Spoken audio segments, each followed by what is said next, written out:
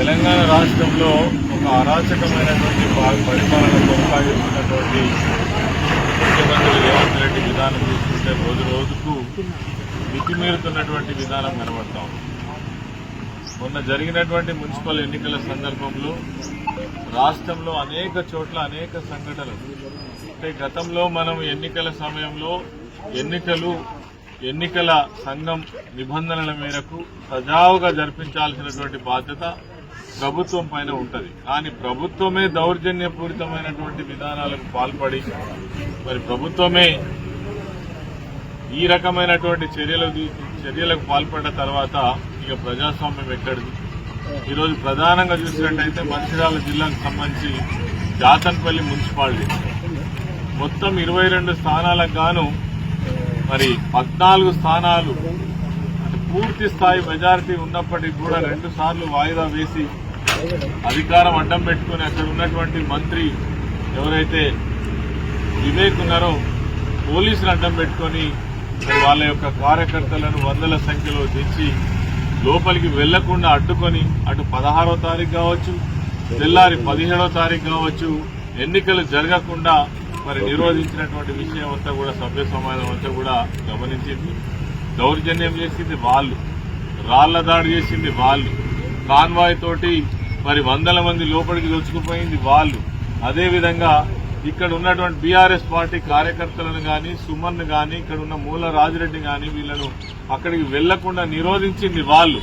అదేవిధంగా తిరిగి పోలీసులు ప్రభుత్వం వాళ్ళ చేతిలో ఉన్నది కాబట్టి మరి మా నాయకుడు మాజీ శాసనసభ్యుడు విప్పుగా పనిచేసినటువంటి ఉద్యమకారుడు సుమన్ పైననే తిరిగి ఒక 20 మంది పైన కేసులు పెట్టి జైళ్లలో పెట్టడం, అదేవిధంగా జైల్లో పెట్టడమే కాకుండా పాత కేసులన్నీ తోవి బయటికి తీసి అసలు బయటికే రాకుండా చేయాలనేటువంటి ప్రయత్నం చేయడం. అంతేకాకుండా ఈరోజు బెయిల్ హియరింగ్ ఉన్నది మనం సుమన్కు సంబంధించి. ఈ హియరింగ్ సందర్భంగా కూడా ఈరోజు మళ్లీ కస్టడీ పిటిషన్ వేయడం జరిగింది. కస్టడీకి అంటే ఇదొక పెద్ద కేసట. మొత్తం కూడా బెయిలబుల్ సెక్షన్స్ ఉన్నాయి. నాన్ బెయిలబుల్ సెక్షన్స్ ఉంటే కూడా కస్టడీ అడగడం ఎక్కడ కూడా జరిగే సమస్య కాదు. కానీ కస్టడీకి తీసుకొని బెయిల్ దొరకకుండా చేయడం కోసం ఒక కుట్ర జరుగుతూ ఉంది. అదేవిధంగా గతంలో ఉద్యమం సమయంలో ఉన్నటువంటి కేసులు కావచ్చు, తర్వాత ఇతర కేసులు కావచ్చు, ఇవన్నీ కూడా వెతికి సుమన్ను చాలా కాలం జైల్లో ఉంచేటువంటి ఒక కుట్ర మాత్రం జరుగుతూ ఉంది. ఇది ఈ రాష్ట్రంలో జరుగుతున్నటువంటి వ్యవహారం.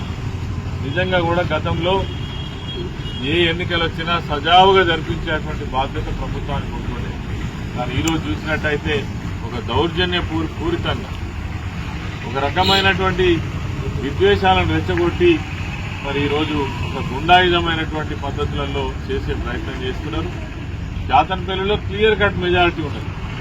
అయినప్పటికీ ఇప్పటికి కూడా బాల్క సుమన్ జైల్లో ఉంటే మేము ఆ ఎన్నికలు చేసుకోవచ్చు, వాళ్ళను ప్రలోభాలకు గురి చేయొచ్చు, మిగిలిన సభ్యులను ఏ రకంగా తీసుకుపోవచ్చు అనే ఉద్దేశంతో ఆ ఎన్నిక జరిగేంత వరకు సుమన్ను లోపల పెట్టాలనేటువంటి ఒక ప్రయత్నం కుట్ర జరుగుతూ ఉంది.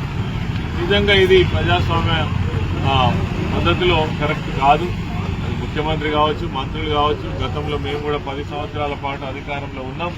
కానీ ఏనాడు కూడా ఇటువంటి విధానాలకు కానీ దౌర్జన్యపూరితమైనటువంటి పద్ధతులకు కానీ పాల్పడడం లేదు. మరి గతంలో కావచ్చు, ఇప్పుడు కావచ్చు, చాలా మున్సిపాలిటీల్లో ఎన్నికలు జరిగినాయి.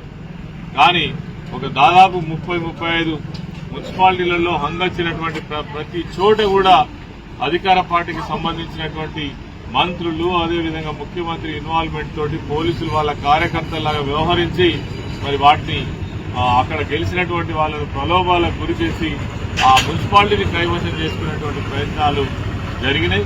ఇది గతంలో ఎప్పుడు లేదు. ఈ ప్రభుత్వ విధానం అయితే నిజంగా కూడా ప్రజాస్వామ్య పద్ధతికి వ్యతిరేకంగా పనిచేస్తుంది, రాజ్యాంగానికి వ్యతిరేకంగా పనిచేస్తుంది. ఒకవైపేమో వాళ్ళ అధినాయకుడు రాజ్యాంగాన్ని పట్టుకొని తిరుగుతాడు, కానీ వాళ్ళకు రాజ్యాంగానికి వ్యతిరేకంగానేమో పనిచేస్తారు. ఇది ఒక ప్రజాస్వామ్య పద్ధతిలో ఎవరు కూడా సహించరు, క్షమించరు. ప్రజలు అన్ని కూడా గమనిస్తూ ఉన్నారు. తప్పకుండా సమయం వచ్చినప్పుడు ఈ ప్రభుత్వానికి, ఈ ముఖ్యమంత్రికి బుద్ధి చెప్పేటటువంటి రోజులు కూడా దగ్గరనే ఉన్నాయి. కాబట్టి మేము ఈ సందర్భంగా తెలియజేస్తా ఉన్నాం. అదేవిధంగా బేషరతుగా సుమన్ను వెంటనే విడుదల చేయాలని కూడా ఈ ప్రభుత్వాన్ని డిమాండ్ చేస్తున్నాం. ఈ కేసులలో ఏమి లేకుండా కావాలని జైల్లో పెట్టేటువంటి ప్రయత్నం ఏదైతే ఉందో ఆపాలి. తర్వాత అక్కడ చాతన్పల్లి మున్సిపాలిటీలో కూడా సజావుగా మరి ఎన్నికల జరిగే విధంగా చర్యలు తీసుకోవాలి. మెజారిటీ ఉన్నటువంటి సభ్యుల ద్వారానే ఆ మున్సిపల్ చైర్మన్ అదేవిధంగా వైస్ చైర్మన్ ఎన్నిక జరగాలని కూడా మేము డిమాండ్ చేస్తా ఉన్నాం.